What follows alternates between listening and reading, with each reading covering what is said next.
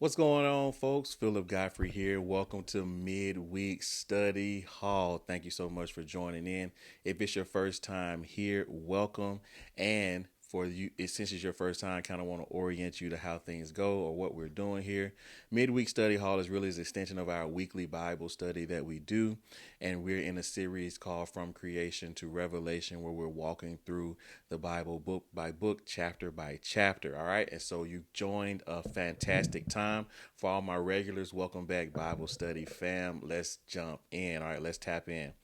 And so today we're going to be starting First Kings. We're going to be starting the books of Kings, First and Second Kings, and we'll be looking at chapters 1 through 6 today. All right. And so really, just always try to give you a little brief overview of what the chapters are about when we enter into a new one. But really, First Kings is that we saw in Samuel, First and Second Samuel, that Samuel ushered in through the anointing of Saul, ushered in a new kind of leadership regime in the nation of Israel. And so they were now being led by kings instead of being led by the father or being led by judges here in the natural. And so, really, the First and Second Kings are an extension of that, where they're going to walk us through all the kings that come after David and Solomon and Rehoboam and all the kings, and then it's going to go through the kings of Israel and Judah after they split. And so that's really what we'll be looking at, and we're going to start with that right now. All right, so get your Bibles out. Let's go jump in together, and I won't be before you long. All right, so chapter 1, we're going to start in First Kings chapter 1. I'm reading from the New King James, from the King James version, and so any of the references are of that. But really, chapter 1, the book of Kings begins by telling us that David was old. He had advanced in years, and it was telling us about how he was he was always cold. Basically, it was hard for him to stay warm. It was hard for him to keep warm because of his age. It tells us that he would put, no matter how many blankets he put on himself, he still couldn't keep warm. And so I believe that it tells us this because it wants to introduce us to this young woman who they go and find to be his servant, a maiden to lay with him and keep him, like, cuddle with him kind of, and keep him warm and all those things, and take care of him in his older age. And her name is Abishag. Okay. Abishag. One thing to note here is that him and Abishag, according to the text, were never sexually intimate. All right. And so David is up in years as the chapter begins, and he's everyone can see he's kind of getting towards the end of his life. And so one of his sons, Adonijah, takes it upon himself to use this opportunity to claim the throne for himself. And so we see that he does just that. He claims the throne and stating that he will be the one to succeed his father in reigning over Israel as the nation. He even gets some of his father's leaders. He gets Joab, the previous commander of his father's army. He gets Abiathar, the priest. He gets these folks to come with him and to ultimately, help him kind of bring this to pass, bring him being seated on the throne and succeeding David as the king to come to pass. And there was the other few people in David's circle who, in leadership team, who remained faithful to him and did not follow after Adonijah. And this group of people actually went and told David what was going on, because David, like you say, he's older. He doesn't actually know that Adonijah is out here plotting to take the throne from him, or to make himself to become king once David is gone. And so Nathan, the prophet, Nathan goes and he tells Bathsheba about this. He tells Bathsheba what's going on, because David and Bathsheba had a previous agreement that Solomon would be the king. Her son Solomon would be made king and succeed him as king over Israel in his death. So Nathan goes and talks to Bathsheba. He tells her what's going on with Adonijah. He then tells her to go into the presence of David and remind him of his word that he had stated to her, and how Solomon would sit on the throne after him. And then once she goes in and has this conversation, what we see is that Nathan comes in and also corroborates her story to David. So it tells David that the same thing is going on with Adonijah. So now David knows that what is going on is actually happening. Okay, and let's see how David responds when he finds out about this. We're going to read 1 Kings chapter 1, verses 28 through 37. Okay.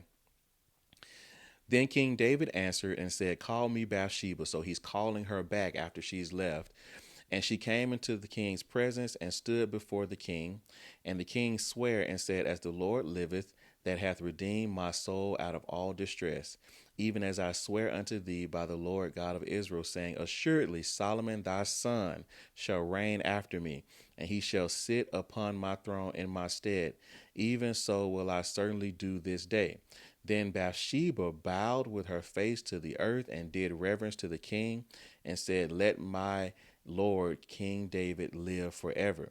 And King David said, "Call me Zadok the priest, Nathan the prophet, and Benaiah the son of Jehoiada."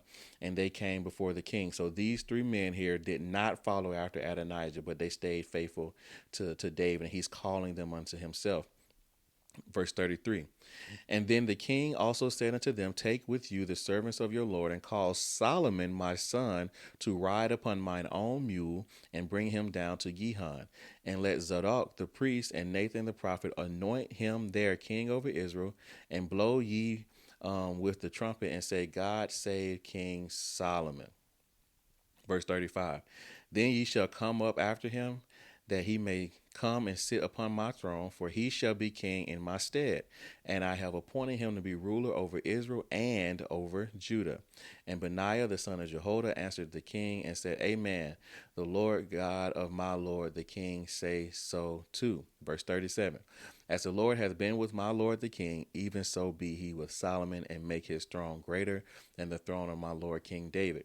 So what we see here is that David he's heard about what's going on with Adonijah, and he makes sure that he's keep his word, but also that the father, the person who the father has chosen to be the king in Israel, is the one who actually makes it to the throne, and that person is Solomon. And so one thing to note here as I read through the text that we do, in my opinion, that we do differently in culture today is that David, and we see this with Jacob and Abram and all those as well. David did not wait until after his death to determine what was going on with the kingdom, was what was going on with his inheritance or bloodline or lineage or any of those things. And I just imagine, how this interaction had gone if David had died and now Adonijah has taken the kingdom. Where does that leave Solomon? Where does that leave, David's bloodline? Where does that leave the obedience to the father? And so I believe this is something that we could learn and really begin to implement a little bit better, and really pass on our inheritances and our wealth and different things like that. Pass those things on while we are still living, and not waiting until our death to pass those things on to our children, so that we could also have more control over the outcomes. And at least we know where it started. Everybody was in the places that they should have been. So let me get off of that. So Davis, these three men, Zadok and Benaiah and Nathan, David, they the ones that David told to go and anoint Solomon king, they do just that. They are obedient. They go and they anoint Solomon as king, and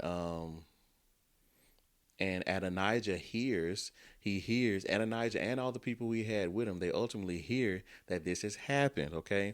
And they immediately, the text says that they were afraid, and the people fled from Adonijah because they don't want to be associated with him. And Adonijah sought mercy and refuge from Solomon in the temple. And we see there, we'll see in the text in a second, that Solomon granted him a conditional pardon. Okay, so he basically is like, "Hey, I'm not gonna," because what Adonijah had done really warranted death in that time, and so he's like, "I'm not gonna give you what is warranted. If you can follow these conditions, then things will go well." All right, let's look at that in verses 49 through 53.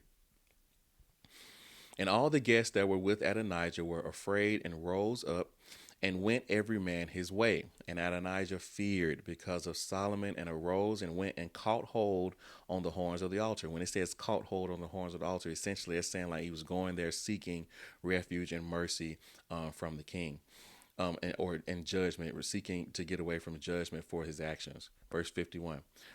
And it was told Solomon, saying, Behold, Adonijah feareth King Solomon, for lo, he hath caught hold on the horns of the altar, saying, Let King Solomon swear unto me this day that he will not slay his servant with the sword. And Solomon said, If he will show himself a worthy man, there shall not an hair of him fail to the earth. But if wickedness shall be found in him, he shall die. So King Solomon sent, and they brought him down from the altar. So they brought Adonijah down from the altar, and he came and bowed himself to King Solomon. And Solomon said unto him, Go to thine house. So we see that Solomon has spared him as long as he is not wicked and no wickedness be found in him. All right, let's move on to chapter 2. And as chapter 2 begins, we see that David is actually, in chapter 1, we saw that he was getting older and he, was in need of, heat and he was always cold and different things like that. But now we see in chapter 2 that David is actually drawing near to death. I believe it says that the time of his death had come or something like that. And so he, before he actually departs, he leaves Solomon with some instructions. Okay, so let's look at those. 1 Kings chapter 2, verses 2 through 4. David is speaking here. He says that he goes the way of all the earth. Be thou strong, therefore, and show thyself a man, and keep the charge of the Lord thy God, to walk in his ways, to keep his statutes and his commandments and his judgments and his testimonies, as it is written in the law of Moses. So that means if you do these things, that thou mayest prosper in all that thou doest, and whithersoever thou turnest thyself, that the Lord may continue his word, which he spake concerning me, saying, If thy children, he told David, if your children take heed to their way, to walk before me in truth with all their heart and with all their soul, there shall not fail thee a man on the throne of Israel. So it's basically saying, as long as your people follow me and your bloodline are obedient to me and my commands, then someone from your lineage, someone from your bloodline will always sit on the throne of Israel as king. This is beautiful because we know that ultimately the bloodline didn't do that, but also we see that the Messiah comes through the bloodline of David still. So the Father is just faithful to his word. So David then goes on to tell Solomon after this how to deal with some of the people he has personal issues with, like Shimei and Joab and Barzillai, I believe was the other one. And he reminds him of the agreements that he's made with them and how those things should be handled. And we see in verse 10 that David dies. All right, so let's look at that. 1 Kings chapter 2, verses 10 through 12. The text says this: So David slept with his fathers, which means that he died, and he was buried in the city of David. And the days that David reigned over Israel were 40 years. 7 years reigned he in Hebron, and 33 years reigned he in Jerusalem. Then sat Solomon upon the throne of David his father, and his kingdom was established greatly. So after the death of David, we see that Solomon is now sitting on the throne. The text tells us that Solomon's kingdom was established greatly. So he's already growing in prominence and ability and all those things. And it said the text right after this begins to tell us that after David's death, Adonijah goes to Solomon's mother, Bathsheba, and asks her to have a conversation with Solomon, asking him to allow Abishag to become his wife, become Adonijah's wife. And so he asked Bathsheba to do it because he doesn't think that Solomon will say no to her. And remember now, we just looked at it. We just talked about it a few seconds ago, maybe a minute ago, where Solomon said that he was sparing Adonijah as long as there was no wickedness found in him. Okay, so let's keep going. So Bathsheba goes into Solomon's presence, asks him, talks to him, and asks him about Adonijah's request. And so Solomon is upset. He's, understandably, he's upset because essentially what Adonijah is doing is engaging in a power play again, just like he tried to have a power play and take the throne to be the successor to David. Now he's doing it again by saying, "Hey, give me David's servant to be my wife." And so Solomon takes that as wickedness, essentially, because he now we see that he goes and he has Adonijah killed, but the agreement was broken. There was wickedness found in him. Adonijah was doing this wickedly by even making this request of of Bathsheba, and then ultimately of Solomon. And yeah, so his him acting in his wickedness has him killed. All right. After this, as the chapter goes on, we see that Solomon had Joab killed because he followed after Adonijah, and also that he shed the innocent blood of Abner and Amasa when his father David was ruler and king. And then the chapter closes with Solomon having Shimei killed as well. Although Shimei and David, we saw that in Second Samuel that they had an agreement that he would allow him to live. He and Solomon had made another agreement that as long as he stayed in Jerusalem, nobody would mess with him, not a hair on his head would be touched. But if he were ever to leave Jerusalem, then he would die. And Shimei left, and he violated the agreement, and this gave Solomon an opportunity to kill him because he didn't keep his word, and he did just that. Solomon had him killed. All right.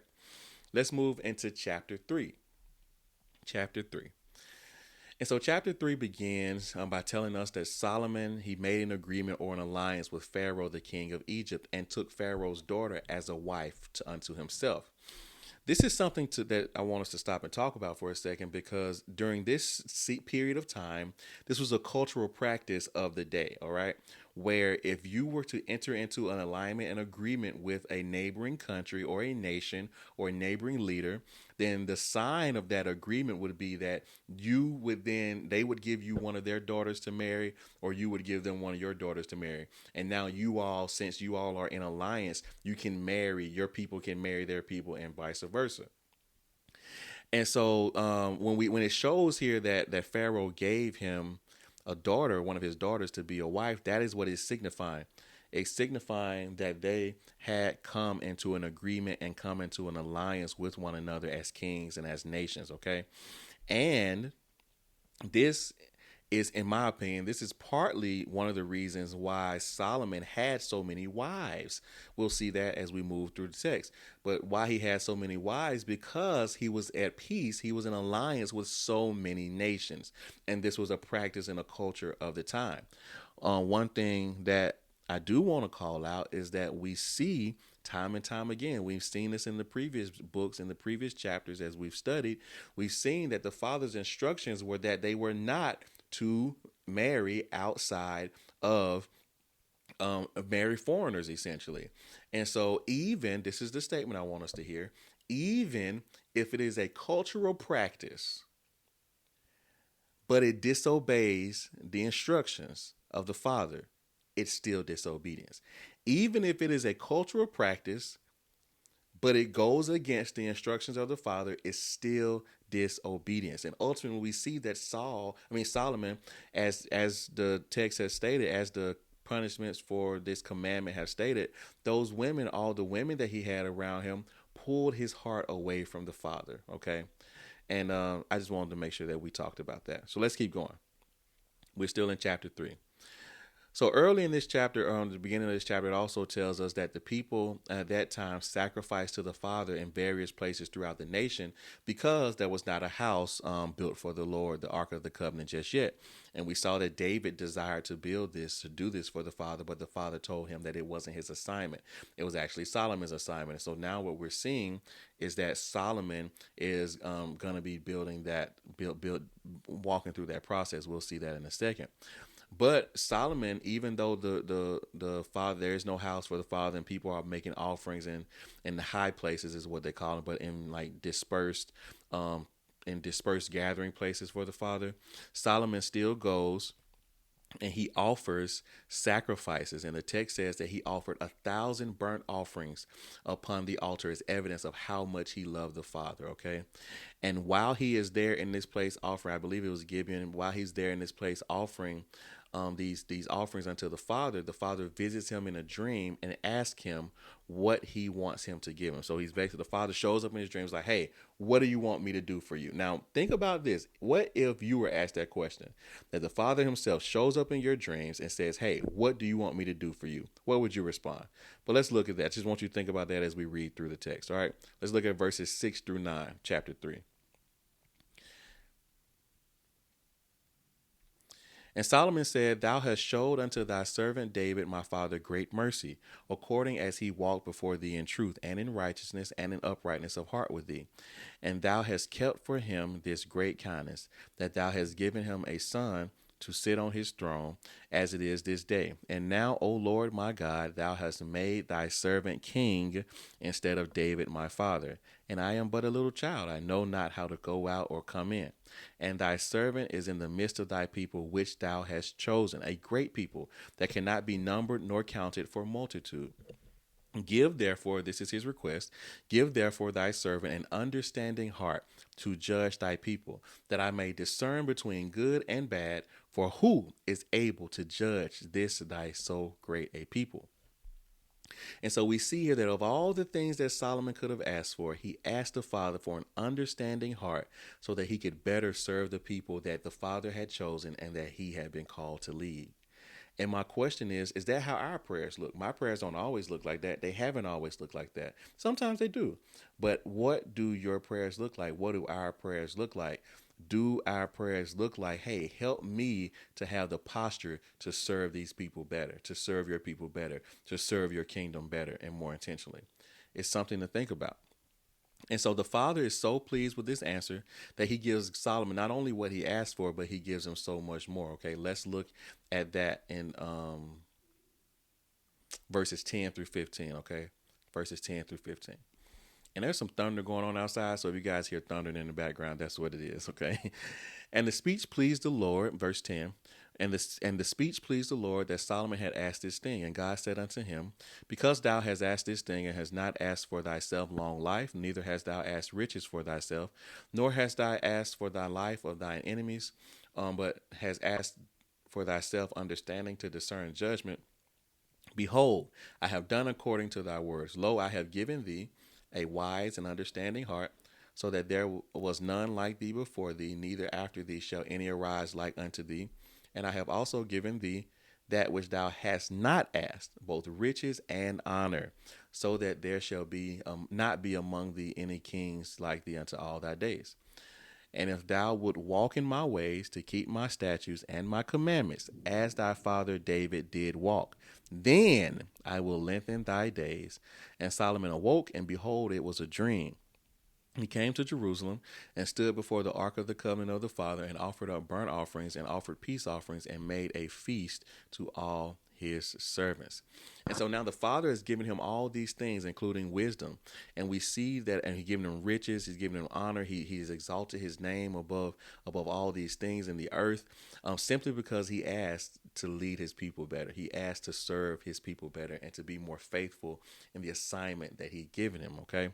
And so as the chapter ends, chapter 3 ends, we see this wisdom in action. We ultimately see the fulfillment of the Father's decree over him as the wisdom begins to show itself forth throughout his judgments in his nation. So let's recap this story here and move on to chapter 4. So at the end of chapter 3, the text tells us that there were two harlots who were living together, and both of them were pregnant and gave birth to children. One gave birth to a child first, and the other one gave birth to a child maybe 3 days later, it says. And it was just these two women in the home together. And one night while they were sleeping, one of the women rolled over on her child and ultimately killed the child. Okay.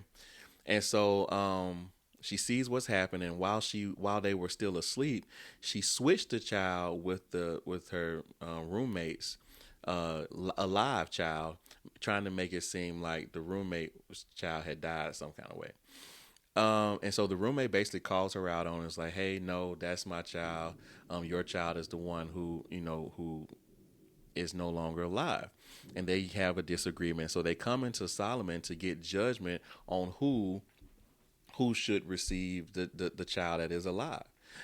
And so what Solomon does is he tells them to bring him a sword and cut the child in half, cut the boy in half, and give one half to the one roommate, and the lying roommate is what I'll call it, and the other half to the mother. And so what what he's doing here is determining who is the actual mother. So the actual mother, when he says, his actual mother says, no, don't kill the child, don't worry about it, just give her the baby. And Solomon and the other young lady, the lying roommate, she says, go ahead and cut the baby in half. And so Solomon knows by their responses that the young lady who said don't kill the child is the actual mother, and gives her the alive baby, and they go on about their business, I'm assuming. So let's look at verse 28, all right? And it says this, and all Israel heard of the judgment which the king had judged, and they feared the king, for they saw that the wisdom of God was in him to do judgment. So we see here again that the father is made good on his promise, and he's given Solomon wisdom that far exceeded what the people expected, and even what many other people in the world had experienced up until that point. All right, so let's move into chapter 4. Chapter 4 continues talking about Solomon's wisdom, and so it begins by telling us who Solomon's leaders were with him as king over Israel. So it's kind of telling us, I guess it's similar today to being like the you would have the here in America, you have the president, then you have like his cabinet and all that. So these would be how I imagine Solomon's cabinet of the day. So it goes through that as the chapter begins. It also tells us about the territory that Solomon reigned over, how much provision he went through daily. It tells us about the size of his army and his chariots and horsemen and all that. So it tells us a lot about those things. But as it ends, it talks to us about how the Father elevated Solomon, not just in Israel, but throughout the entirety of the world. Okay, so let's look at that in verses 29 through 34 of chapter 4. And God gave Solomon wisdom and understanding, exceeding much, and largeness of heart, even as the sand that is on the seashore. So Solomon had as much wisdom and knowledge and ability as there are granules of sand on the seashore. Let's just think about that. That's how wise, that's how much wisdom the Father had given him. Verse 30, and Solomon's wisdom excelled the wisdom of all the children of the east country and all the wisdom of Egypt. For he was wiser than all men, than Ethan the Ezrahite, and Heman, and Chalcol, and Darda, the sons of Maho, and his fame was in all nations round about. So now all the nations around know about Solomon. Verse 32, and he spake 3,000 proverbs, and his songs were 1,005. And he spake of trees, of from the cedar tree that is in Lebanon, even unto the hyssop that springeth out of the wall. He also spake of beasts, and of fowl, and of creeping things, and of fishes. And there came of all people to hear the wisdom of Solomon, from all kings of the earth. So now his fame is known throughout the entirety of the earth, simply because he asked the Father to give him knowledge and ability and understanding and wisdom to better serve and lead the people that he had called him to lead, and ultimately the people that he had chosen to be his own people. And let's keep going. Let's read that again, verse 34. And there came of all people to hear the wisdom of Solomon, from all kings of the earth, which had heard of his wisdom. All right, chapter 5. Let's move to chapter 5. And so in chapter 5, it begins by telling us about Hiram, who is the king of Tyre, and how he'd heard that Solomon was now king, and he sent messengers unto him, I'm assuming like congratulating him or whatever. And he also, he liked David, so he's also sending messengers to Solomon for that reason as well, to kind of say, hey, David and I were friendly or cordial and these types of things, and I want to have that same relationship with you. Solomon sends him some messengers back and just say, hey, telling him that he's getting ready to build the father a house and he needs his help. And so they ultimately come to an agreement for Hiram to provide some skilled labor, work related to like timber and also stones, because his country had those skills. And Solomon will provide the finances and provision in the form of crops that Hiram and his people need, and also some of the more physical labor men that are needed as well for the process. So let's look at that in 1 Kings chapter 5, verses 1 through 6. Verse 1, and Hiram, king of Tyre, sent his servants unto Solomon, for he had heard that they had anointed him king in the room of his father, for Hiram was ever a lover of David. And Solomon sent to Hiram, saying, thou knowest how that David my father could not build a house unto the name of the Lord his God, for the wars which were about him on every side, until the Lord put them under the soles of his feet. But now my God, the Lord my God hath given me rest on every side, so that there is neither adversary nor evil occurring. And behold, I purpose to build an house unto the name of the Lord my God, as the Lord spake unto David my father, saying, Thy son, whom I will set up upon thy throne in thy room, he shall build an house unto my name. Verse 6, Now therefore command thou that they hew me cedar trees out of Lebanon, and my servants shall be with thy servants, and unto thee will I give hire for thy servants according to all that thou shalt appoint. For thou knowest that there is not among us any that can skill to hew timber like unto the Sidonians. So he's basically like, there's nobody who knows how to do this like you do. And so after this kind of conversation or dialogue back and forth, they come to an agreement on the details, and they form a peace alliance with each other, and the process starts. They start the process of building the house for the father. All right, and chapter 6 is going to tell us a little bit more about that. So let's move into chapter 6. Chapter 6 begins to tell us that in Solomon's fourth year, as fourth year of being king of Israel, that's when they started the process for building the house of the father. Let's look at verse 1 really quickly. And it came to pass in the 480th year, after the children of Israel were come out of the land of Egypt, in the fourth year of Solomon's reign over Israel, in the month Zeph, which is the second month, that he began to build the house of the Lord. The chapter goes on to detail, to give us the details of the house, how big the house was, how long, how wide, how deep it was, the types of materials that were used in the home, how the home was overlaid, and where the doors and the rooms were, and different things like that. And while we see him building the house, the father speaks to him in verse 11. So let's look at that in verses 11 through 14. And the word of the Lord came unto Solomon, saying, Concerning this house which thou art in building, if thou wilt walk in my statutes and execute my judgments and keep all my commandments to walk in them, then will I perform my word with thee, which I spake unto David thy father. And I will dwell among the children of Israel, and I will not forsake my people Israel. So Solomon built the house and finished it. So we see here, as we continue walking through this process, that the father is everything is kind of resting on the opportunity that the father is giving Solomon to continue to walk in his statutes, to execute his judgments, and to keep his commands. This is this is the expectation of the father for his people today, that we continually walk in his judgments, his commandments, and his statutes. All right. And the father tells him that if you will do these things, then will he perform his word with thee. Then will he do the things that he's promised through the text? Then will he do the things that he's promised through the scriptures and through the Messiah? Then will he do these things? Then will he begin to dwell among us and not forsake his people Israel? Do you see what's going on here? All right. And so as the chapter ends, we see Solomon ultimately finishing the building of the house of the Lord. All right. So let's look at that, and we'll be done for today. All right. So 1 Kings 6, 37 and 38. Let's read. In the fourth year was the foundation of the house of the Lord laid in the month Zeph, which is the second month. And in the 11th year, in the month Bul, which is the 8th month, was the house finished throughout all the parts thereof, and according to the fashion of it. So was he 7 years in building it. So we see that it took Solomon 7.5 years to build the house of the Father. But the big thing is that he finished the house. He built it and finished. He finished the assignment that the Father had given him, and ultimately the vision that David had desired and of himself and wanted to build for the Father. All right. So that's what I got for us today, guys, for Midweek Study Hall. Thanks so much for joining with me.